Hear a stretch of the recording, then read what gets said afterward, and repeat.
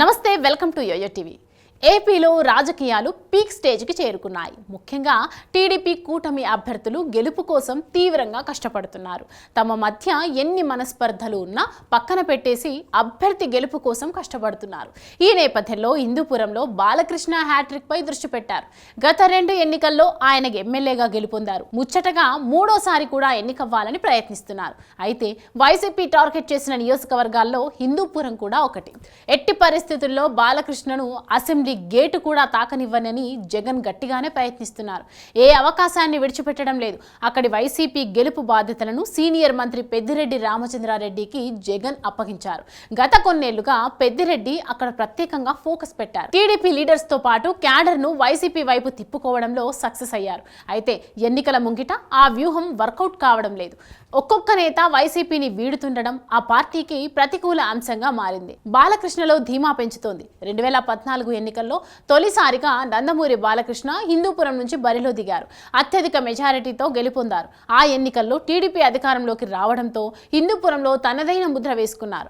గత ఎన్నికల్లో వైసీపీ ప్రభంజనంలో రాయలసీమలో తెలుగుదేశం పార్టీ కొట్టుకుపోయింది.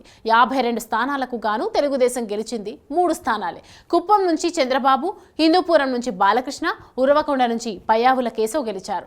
అందుకే ఈసారి ఈ 3 నియోజకవర్గాల్లో పట్టు సాధించాలని జగన్ డిసైడ్ అయ్యారు. ముఖ్యంగా హిందూపురం నియోజకవర్గం విషయంలో ప్రత్యేక జాగ్రత్తలు తీసుకుంటున్నారు. అయితే ఎప్పటికప్పుడు వైసీపీ ఇన్ఛార్జీలను మార్చడం ఇబ్బందికరంగా మారింది. ఎన్నికల ముంగిట నేతలు వైసీపీని వీడడానికి కూడా కారణమైంది. గత ఎన్నికల్లో బాలకృష్ణపై ముస్లిం వర్గానికి చెందిన ఇక్బాల్ పోటీ చేశారు. గట్టి పోటీ ఇచ్చారు. అయితే గత 5 ఏళ్లలో హిందూపురంలోని టీడీపీ క్రియాశీలక నాయకులను పెద్దిరెడ్డి రామచంద్రారెడ్డి వైసీపీలోకి రప్పించారు. దిగువ స్థాయి కేడర్ను సైతం కొనుగోలు చేసినట్లు ఆరోపణలున్నాయి. అయితే ఇది అసలుకే ఎసరు వచ్చింది. వైసీపీ శ్రేణులతో కొత్తగా చేరిన టీడీపీ శ్రేణులు సమన్వయం సాధించలేదు. పైగా టీడీపీ నుంచి వచ్చిన వారికి అత్యంత ప్రాధాన్యం ఇవ్వడం ప్రారంభించారు.